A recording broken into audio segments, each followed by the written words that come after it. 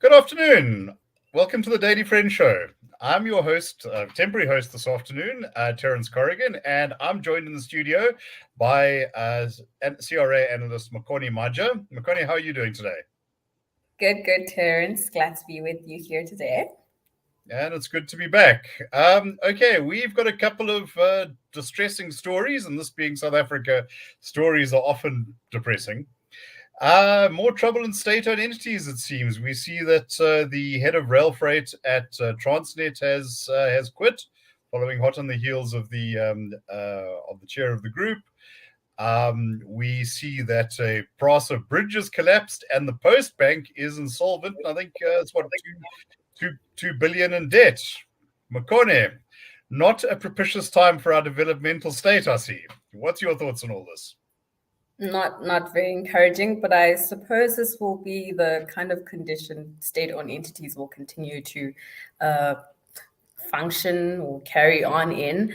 On the CEO of Transnet Freight Rail, I think, Terence, her situation reminds me a bit of that of De Ruyter, right? In that they both sort of inherited these state-owned entities when they were on the utter brink of collapse. You had very low rail tonnage or rail goods being moved along Transnet Freight rail lines. You had at Eskom record low levels of energy availability and record high levels of load shedding. And both Ms. Mzimela at Transnet and De Ruyter at Eskom just kind of put the pedal to the metal on the decline of both state-owned entities, and that under both of them did things only continue to carry on far worse than they previously had.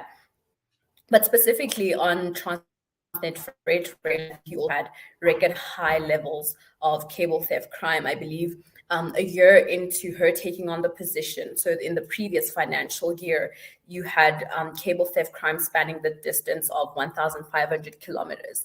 Now, that is approximately the distance you cover when you drive from Pretoria to Cape Town, right? And of course, this bled them billions of rands in replacement costs, because you obviously have to replace the copper cables that are stolen, but you also have to enforce security measures to sort of get the situation under control. So her story reminds me a bit of that of De Ruyter. And there's one other person involved in this story that is not being covered as much as I would like, and that's the Minister Pravin Gordhan, right? He's the one that oversaw the hiring in one way or another, oversaw the hiring of both CEOs, and yet his head is not exactly on the chopping block. Well, it doesn't seem like that is the case. Why would you say that is? I mean, he's been the guy who's overseen this, and supposedly, for decades, our state-owned enterprises were meant to power us to this future of plenty and development. I quipped once that the developmental state is the delusional state of mind. Why do you think Minister Gordhan has managed to hang in there, and also I think managed to stay in there with relatively little public condemnation? With very little impunity.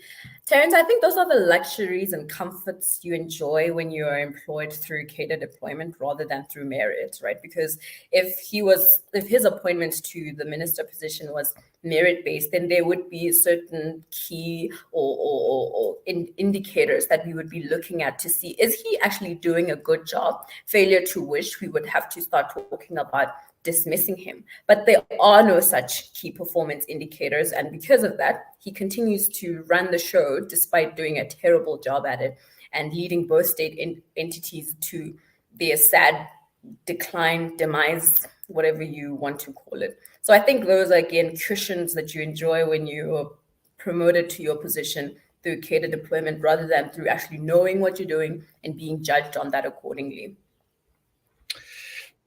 Tragic situation, and of course we literally have a Prasa bridge that collapsed. This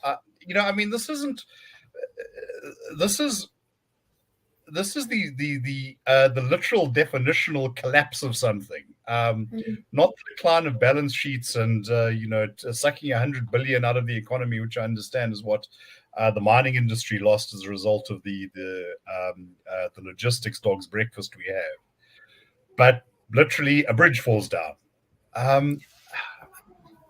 Yep.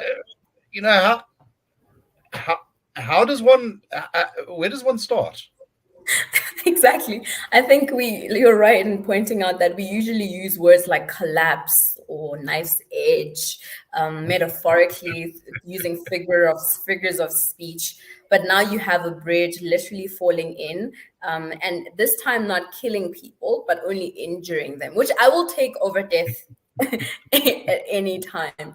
I found that article particularly interesting as you continue reading right Mm. at the end, in the sort of way that you introduce terms and conditions in like fine print.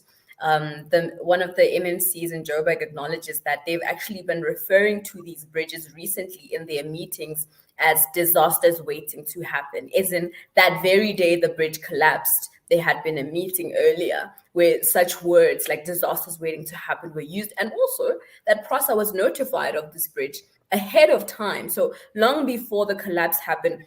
But then you also have them sort of scrambling to, I guess, use PR to cover for their lack of attention to these bridges by saying things like there's an investigative team out there trying to understand why exactly the bridge collapsed. I mean, it does not take a 10-man investigation team of engineers to know why a bridge collapses. If you don't maintain any piece of equipment, it's only a matter of time before it gives in.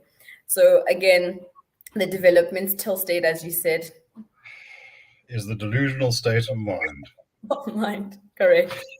Well, and then of course there's Postbank, which is heavily in the red and couldn't process payments. Couldn't process a lot of payments last month, and certainly can't deliver your stuff apart maybe from your e-toll notices, which most Gautengers I think probably just ignore.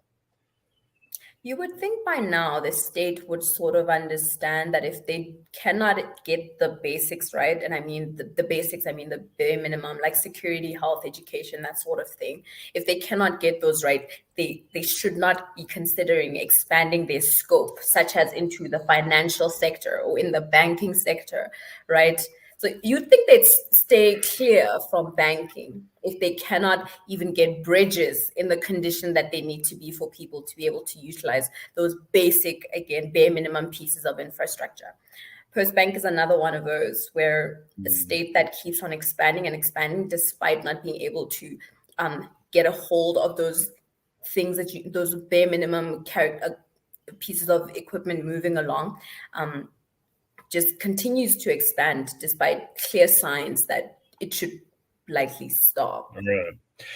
Well, moving along to something else, we have seen there's a report that was commented on in the Daily Friend a little earlier this week about the rise of organized crime across the world. South Africa apparently comes in at a fairly respectable, and I don't mean that in a good sense, I think position number 7. And we saw what was apparently a hit on a property developer of Palestinian extraction, Shafiq Nasser, in Cape Town.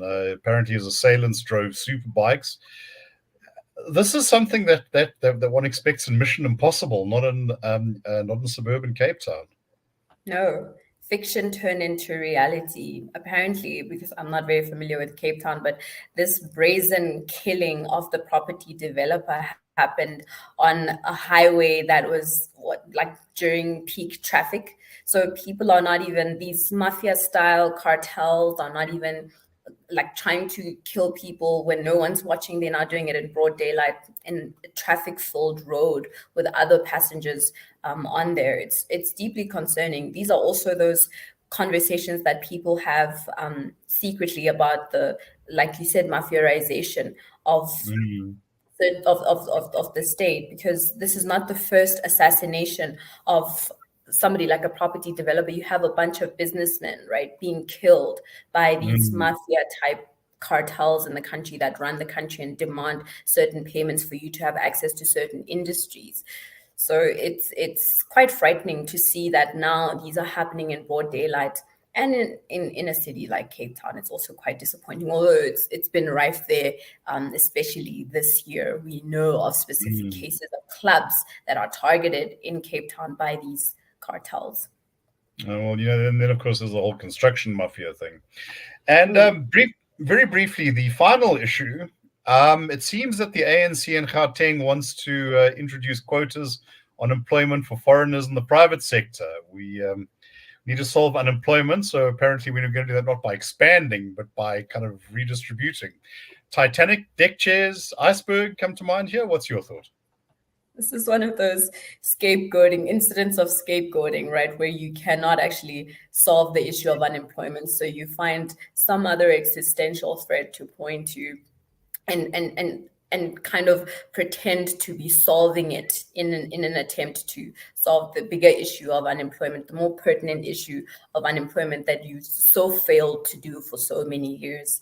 So again, it's scapegoating tactic.